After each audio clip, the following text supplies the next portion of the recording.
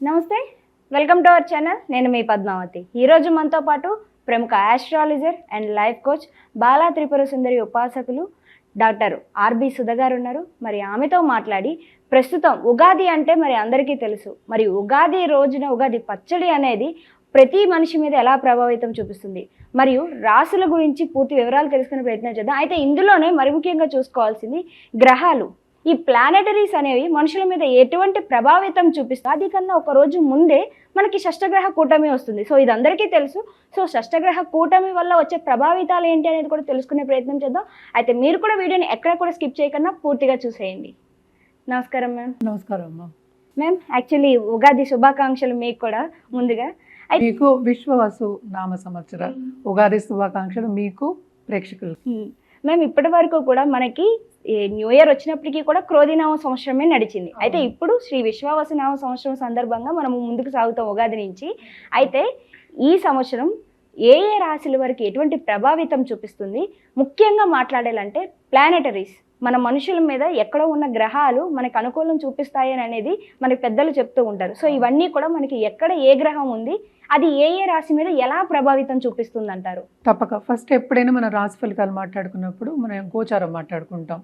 గోచార రీత్యా మాట్లాడుకోగలం. ఎందుకంటే వ్యక్తిగత జాతకం అనేది ఒక్కొక్కరికి డిఫరెంట్. ఎప్పుడు నేను చెప్తూ ఉంటాను అనమాట, photograph of heaven when you're born. అంటే ఏంటి, నువ్వు పుట్టినప్పుడు ఆ ఫోటో హెవెన్లో ప్లానెటరీ పొజిషన్స్ ఎలా ఉన్నాయో చూసుకుంటే దాన్ని బట్టి నీ లైఫ్ అనేది నడుస్తుంది. దాన్ని బట్టి మన ప్రెడిక్షన్స్ అనేవి ఇస్తాం. అలాగే గ్రహాలు అనేవి మూవ్ అవుతూ ఉంటాయి. మనం ఎక్కడ ఏంటి నిల్చునే లేదు, లైఫ్ కూడా అంతే, మూవ్ అవుతూనే ఉండాలి, ఒక చోట కూర్చోలేము. సో మూవ్ అవుతూ ఉన్నప్పుడు మనకి తెలుసు 9 ప్లానెట్స్ ఉన్నాయి, 12 మనం భావాలు అంటాం, రాసులు అంటాం. ఎప్పుడు రాశి ఫలితాలు చెప్పినప్పుడు మనం రాసులు తీసుకుంటాం అనమాట. దాన్ని మనం భావాల కింద కూడా తీసుకుంటూ ఉంటాము. మోస్ట్ ఇంపార్టెంట్ ఈ సంవత్సరం యాక్చువల్గానే ఏంటంటే మనకి ఈ ఉగాది నుంచి, అసలు ఉగాది అంటే ఏంటి, న్యూ ఇయర్ మనకి తెలుసు, కొత్త సంవత్సరం అంటే ఒక యుగం ముగించి ఇంకో యుగం స్టార్ట్ అవుతుంది అనేది ఉగాది అనేది ఒక మీనింగ్ అనమాట దానికి. బట్ మోస్ట్ ఇంపార్టెంట్ ఏంటంటే ఇవి సోలార్ ఎక్లిప్సెస్ 2 వెళ్ళిపోతున్నాయి. మనకి ఎప్పటికైనా తెలుసు మన చంద్రమానం మనం ఎక్కువ చేసుకుంటాం, ఎందుకంటే చంద్రుడిని చూసి చేసుకుంటాం ఎక్కువ సూర్యమానం కన్నా. సో ఎప్పటికైనా అమావాస్య తర్వాత మనకి ఒక మంత్ అనేది స్టార్ట్ అవుతుంది, ఒక నెల అనేది స్టార్ట్ అవుతూ ఉంటుంది. మనకి తెలిసిన ఒక విషయం, అది పాడ్యమి రోజు, శుద్ధ పాడ్యమి రోజు మనకి స్టార్ట్ అవుతూ ఉంటుంది. అది ఉగాది మనకి ఈసారి మార్చ్ 30, 2025కి మొదలవుతోంది. అలాగే మార్చ్ 2026 వరకు ఉందన్నమాట, 1 ఇయర్ మనకి. మనం ఇప్పుడు మాట్లాడుకునేది ఆ రాశి ఫలితాల గురించే. బట్ మోస్ట్ ఇంపార్టెంట్, రాశి ఫలితాలు ఎలా మాట్లాడుకోవాలి అంటే ఫస్ట్ మనం గ్రహాలు ఎక్కడ ఉన్నాయనేది చూసుకోవాలి. అది చూసుకోకుండా ఎలా ప్రెడిక్షన్స్ ఇస్తాము. చాలామంది ఉత్తిని ఫోన్లు చేసి అడిగేస్తూ ఉంటారు, అంటే మాది ఈ రాశి మాకు ఇది చెప్పేయండి అండి. రాశి బట్టి మనం చెప్పగలం కొన్ని, కానీ అన్ని గ్రహాలని మనం తీసుకోవాలి, ఎక్కడున్నాయో పొజిషన్స్ తీసుకుని ఎలా పొజిషన్ ఉన్నాయో, ఎలా మాట్లాడుతున్నాయో ఒక గ్రహాలకి, అంటే ఎలా కలయిక ఉందో అవన్నీ చూసుకున్న తర్వాతే మనం ఒక రాశి ఫలితం అనేది, ఒక ఫలితం అనేది ఆర్ ప్రెడిక్షన్ అనేది చెప్పగలం. సో మోస్ట్ ఇంపార్టెంట్ ఈ ఇయర్ ఏమవుతుంది అనేది చూద్దాం. మ్యామ్, రాశుల్లో 7వదిగా చూసుకుంటే మనకి తులారాశి కనిపిస్తుంది.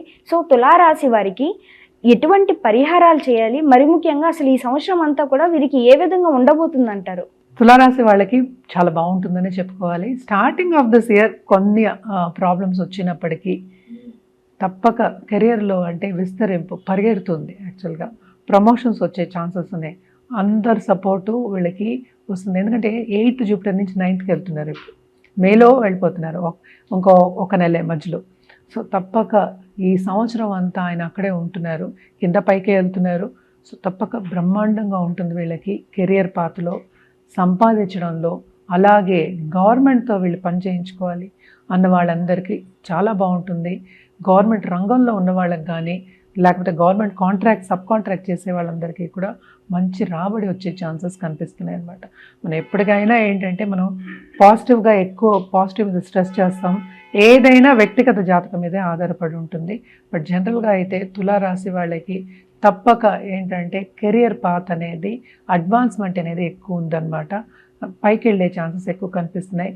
అలాగే బిజినెస్ పీపుల్కి తప్పక కొత్త బిజినెస్లు స్టార్ట్ చేస్తారు.